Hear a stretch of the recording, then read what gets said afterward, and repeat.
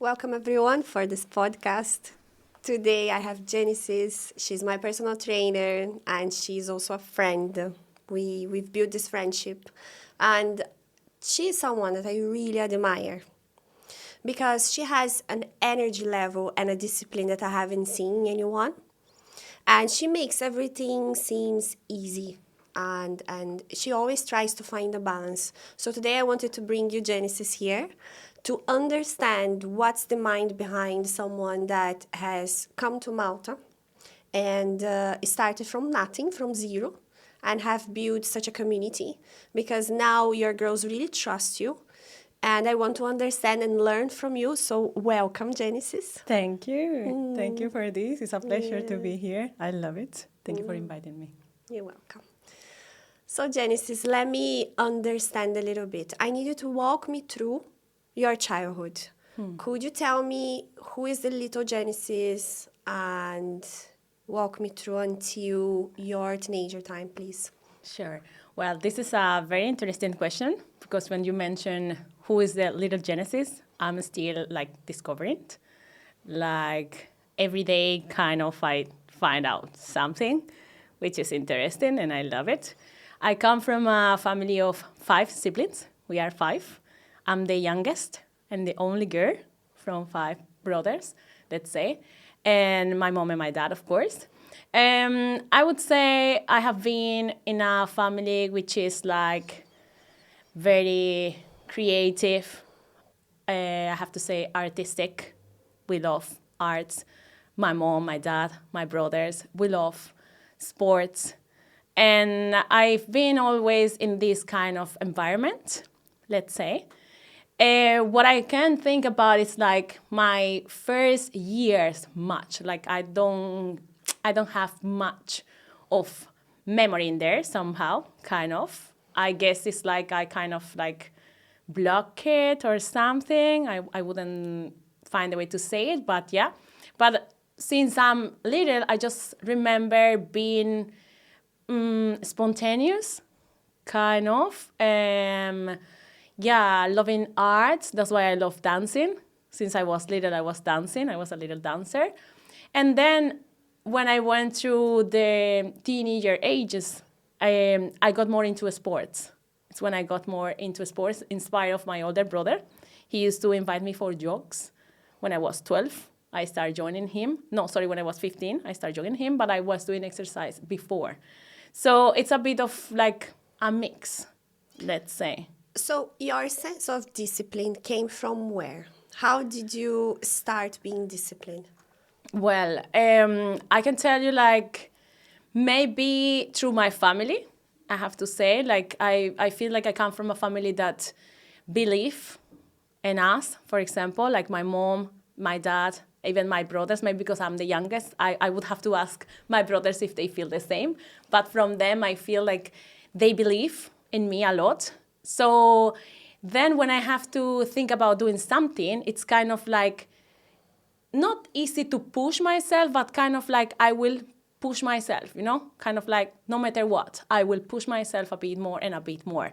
And when I started being, for example, if I talk about discipline in exercise, I remember it was because through a situation I changed the hours of the school.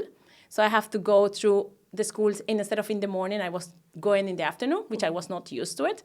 And then I started doing like, what do I do now with my mornings? Because I used to wake up very early from my years before. So I was like, what do I do with all these hours? And then I started exercising. And then I just love it. Like it was something that I like it. And then as soon as I started one day, I kind of like kept on going. And then my brothers was like, what are you doing? And I was like, I'm doing exercise. And then they were like, their answer, the natural answer will be like, okay, keep it up. Okay, if you want to do it, do it. So I think it comes a bit from then, let's say, like from having a family that it will, yeah, support. I feel supported. So then I feel like it's easy kind of like to push or to believe. Support is the most important thing. It's really important that we are able to support one another, Yeah. and especially for a child. So that's very good. Okay, so I want to understand. Give me 2 moments of your life that shaped who you are today. Okay. two moments. Okay, one very important is when I lost my brother. One of my brother passed away when he was 30 years old. He lost his life with a brain cancer. And I think this changed my life completely. From many perspectives. I built a lot from that experience, not only after, but through the process, because seeing him through the sickness, or like condition, was quite complicated. So now that I sit and reflect about it, I understand a lot of things from like how I am, the way I am, the things I believe or the things I do, kind of. So this is one of the most, I would say, straight away. And the other one, it's leaving my country, deciding to leave. It was an important decision, not easy to do. I was the first one who left, because now two of my brothers are abroad as well, but I was the first one who left. For them for all of my family was a bit like, what? You are the youngest, how are you going to go somewhere? I was 20 years old, but I always wanted to do it. Since I was 15, let's say, I have some families and some relative in Spain. So I always wanted to kind of go there. I wanted to discover what is around the world. And I just decided to do it. So this is an important thing also in my life. Like this gives me now a strength, let's say, when I have to take a decision and I have to look back of what I did when I did it, because I was young. I don't come from a rich family. Let's say that they will give me money monthly and then say just go and then we pay for the studies or work and then easy life. Not really. So when I think about strength, I think about that. I have the courage kind of to just decide to go. Although I have people who got me there in Spain, because I used to live in Madrid before. Still was hard. It's a new country. You speak the same language. Yes, because I speak Spanish. That's fine. But everything is new. You don't know what's going on. Mm-hmm. So these two moments, I would say, were very important in my life. Walk me through your brother passing away. So who he was for you? What persona he represented to you? How connected you were, and how this happened? Can you explain to me the day that you discovered and how it was that process, and what were the lessons behind this process? Well, first, who was this person for me? Harold is his name. Harold is a very supportive person. I would say the most. My brothers are. If I think about the other ones, they always are. If I come up with an idea or something, they will be supporting. But Harold was in a specific way. He was the one who pushed. He was the one who will truly believe in you. He's the one who kind of helped me to study in the same dance in school. He was the one what do you want to do? What do you want to learn? He used to be the one who supports always our family. So I would say the supporter, the believer in us. So it was a very impact for us to lose him, of course, because you could see what's going on now. And it was a person that used to keep us together. I'm not gonna say now we are separate, but he was more the person who would say let's meet on a Sunday, for example. We have to meet, let's meet. And interesting, there is a very I will share something in my family. We used to be all together on Christmas, New Year's Eve. But let's say I would be with my mom, my dad, and my siblings only, but not the cousins and the aunties. We used to not do it anymore. And when my brother decided to do it again after many years, he said, you know what, it has been long that we haven't spent New Year's Eve together, so let's do it this year. And we all agree. So he was kind of this uncle and auntie will be in charge of this, this, and this, and this. He organized it. We rent a place. This has a very meaning that you will get there. Then we rent a place. And then when we were there, I mean, like when we were planning everything, I got a call. I clearly remember this. I was sitting in my living room. I got a call. I answered the call. It was my sister-in-law panicking. It was on New Year's Eve in the evening, I would say like 6 p.m. or something like that. We were going to get ready to meet to spend the night and receive the year. And I got a call. My sister-in-law was panicking. She was calling me and saying like, I don't know what's going on with your brother. And I give the call to my dad, sorry. And my dad found it out like he was like having a seizures or something like that. He was having a problem. And that night all started. He couldn't stay with us that night. He couldn't stay with the rest of the family. He spent the night in the hospital with doing checkups. We didn't find out that he had a cancer in that moment, but that was the night that started, imagine. And we all were, of course, like, okay, what do we do now? Should we celebrate? If the main person that tried to get us all together is not here. And from that day, I clearly remember looking at myself in the mirror. I can't forget about that as well. Like, I have very vivid moments with these situations. And I'm standing in front of the mirror, and I have like, you know, when you are on New Year's Eve or Christmas Eve, you usually wear something new. It's very typical, like you dress nice. And I didn't want to. I was like, kind of like, no, if my brother is not with me anymore here tonight, I'm just gonna go. And we, of course, tried to enjoy it, but it was kind of like not the same. Since then, it started, it was 31st of January, and then the process last 1 year. Next year in January, he passed away. So it was only 1 year that he could struggle with this situation and kind of like pass through it, which was hard. It was very hard because it's like from seeing a person who was very active, he's one of the active and person I have seen, like very energetic. Mm-hmm. He could not talk anymore. He could not walk anymore. Like it was very, very bad. What exactly did you learn by watching him do that in such a slow way? I would say patient, trying to understand and being patient. My other brothers used to work, so I was more on studying. And of course, I was the one able to be with my mom and help because he was living with my sister-in-law, but then he moved to our place. He moved to my room, actually. I didn't have a room then, kind of like I gave him my room. He was sleeping in my room, and I was helping my mom to take care of him. And I was with him learning patient, how to be patient with a person that is struggling. Like, it's not his fault that he cannot eat. It's not his fault that he cannot talk. So I learned to be very patient and kind of like push the way he pushed me, because he used to push me a lot. So I used to push. Also, I could see, like, he couldn't move his hand. I was pushing him to move it. I was telling him, like, you can do it, try it. And then he used to move the fingers. I was telling him, try to eat. And then he used to eat a bit at least. So I learned this.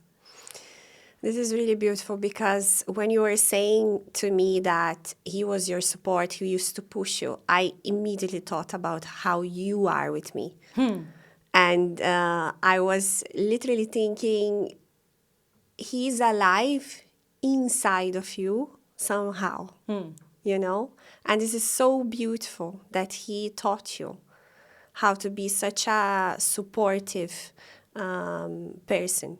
Because I feel that you are supportive with everybody around you, not only with the fitness, but also in any aspect of my life and your people that are around you. So it's really beautiful that he got you to that understanding. This experience got you to this understanding. What else? Did anything else came through it? Well, yeah, I have to say, like, the way I like healthy lifestyle comes from him as well. Yeah, but not saying because this is an opposite. Not saying because he inspired me to be healthy. Kind of the opposite. It was funny. I laugh now because like whenever I think about him, I feel connected to him, kind of, you know. So although he's not here with me, I feel like he is somehow. So he used to. He was not the best person in terms of eating well. Let's say he used to eat. Like I would be now like, So then, of course, I connected a lot, of course, through what he passed through. Kind of like, of course, brain cancer is something that, yeah, sure, we don't know yet what's going on, but I truly believe like it comes a lot from stress. Depend how you deal with stress in life. Depend how you deal with your food intake, exercise, all these healthy habits. Let's say, okay, that builds a healthy lifestyle. So he wasn't the most healthy lifestyle person, okay? Like he would not eat quite well, he would not probably exercise much, he would not keep lower the stress. I have to say, like, also he was very supportive and active and being energetic. It was more like pushed by goals. Like he would try to achieve as much as he can his goals, but at the same time he was a stress person. I could see that, and of course I believe that it could tend to build whatever he passed through. So then I'm like, okay, you know what? I understand a bit now, and then I'm like, I don't know. I just got somehow interested about healthy lifestyle. Also, it got me a lot into the naturopathy studies that I did, because I believe a lot in through nature we can heal as well. I believe that. So don't get me wrong. Of course, he was following his treatment, and he did. And I believe that people has to do that. But at the same time, you can support yourself as well through the nature, okay? And nature, I means like being connected to the nature, eating whatever it comes from the nature. So trying to be connected water, sun, and all these things. We can benefit from that. And he was not that person, kind of. And I found it out after. One day I was like, if I could help my brother, how I would. I asked myself this question. I was in Spain, and I was like, how I would if I could. And then it got me interested in studying this, the naturopathy, because it's like, maybe this is how you can prevent. I'm not saying like you are going to heal it completely, but kind of like probably you can prevent it, if you build something like that. This is really interesting because you don't do only one thing. You're not only a personal trainer. You focus on dancing. You focus on the book. You have a book with juices. Also, you have this wellness, meditation part of your brand. Do you think that this came from that? That was the main...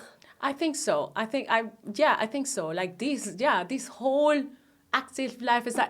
I'm not sure yet, because I would say like also I like sports before him, and my older brother, who is not him, is a sporty person, like a super sport person. So I would say like these tend to like sport is more related to that, to my older brother, and the way I have to, because I in my teen age I was like trying to do sports, but definitely the main thing, like believing in healthy lifestyle, A balanced lifestyle. Yeah. with all the habits, definitely it can be from this, for sure.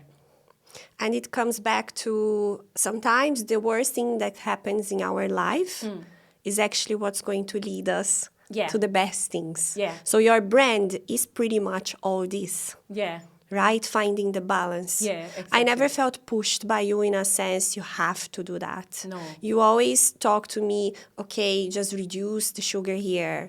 It's always a balance about you. Yeah. So how beautiful that this had to happen for you to build a purpose to help others.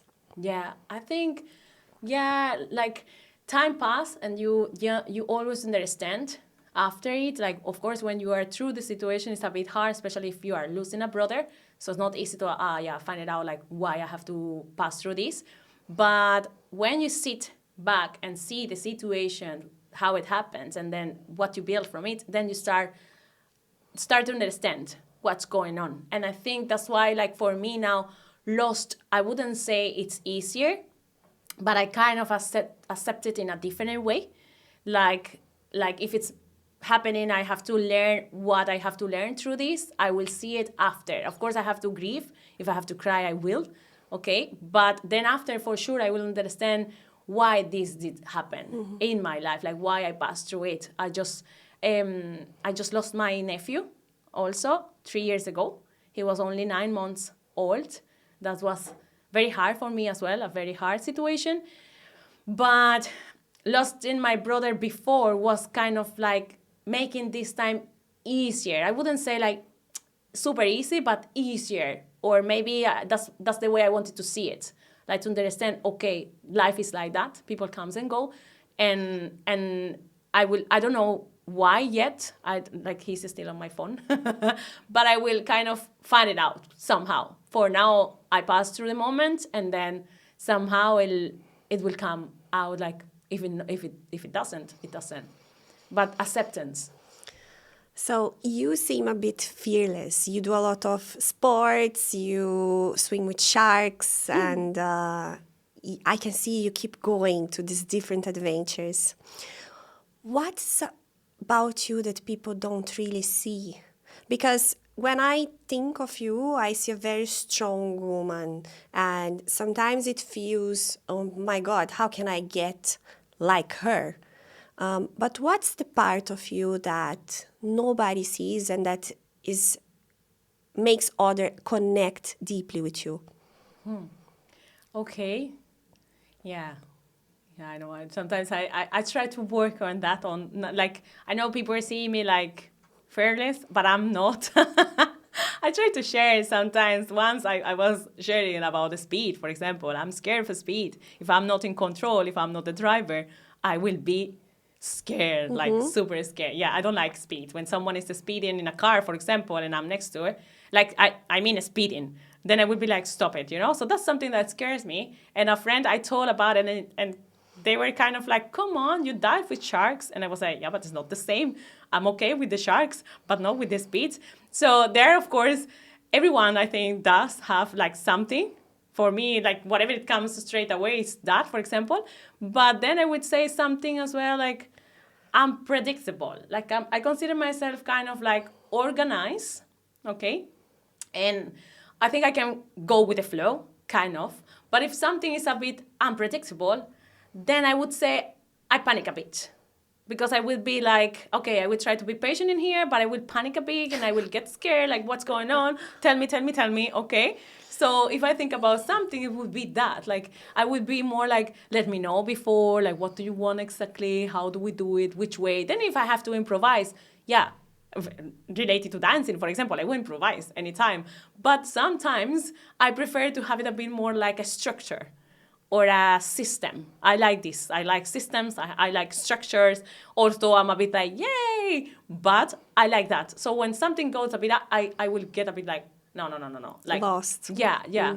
Or let's say, like, then I tend to get a bit apart if I'm struggling. And this is something I'm working on it. I should get connected more with people, at least with the ones I know they support me or help me out. So I get a bit silent, let's say. Like I deal with my things. You know, like I deal with my things, I'm strong, it's okay, I can do it, but it might be not good sometimes, like you always could need help. So I need to learn a bit of that as well. Like in these situations, I would say, yeah, no. Very good. Okay. So, do you think there's anything about you that is deep inside there that you usually protect? Could be what you say at the beginning, like this little genesis, probably, of not being hurt.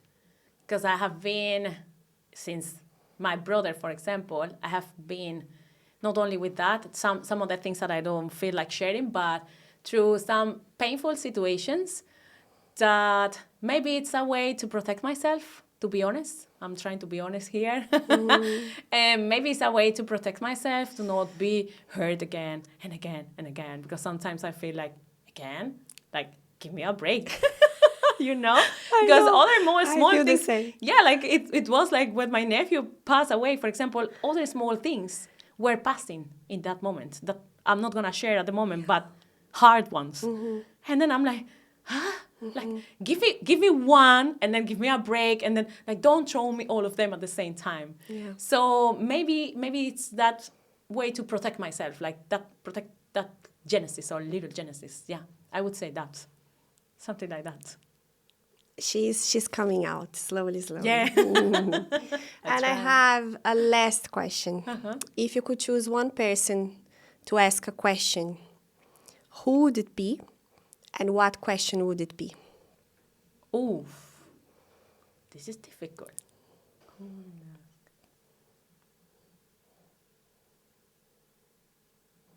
My mom. Interesting. Tell me.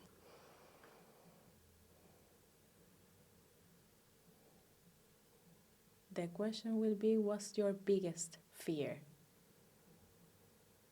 That one. Really? Uh-huh. You should ask her. Uh-huh. Okay. Okay. Okay. I'm like, whoop. Thank you so much. It's a pleasure having you in my life. It's really nice to get to know you a little bit deeper. You have a very deep story, and everything that happened shows to me how big is the purpose that you have moving forward. You know that I believe in you, and I'm very thankful. Thanks to you. Okay. It was a pleasure. Thank you.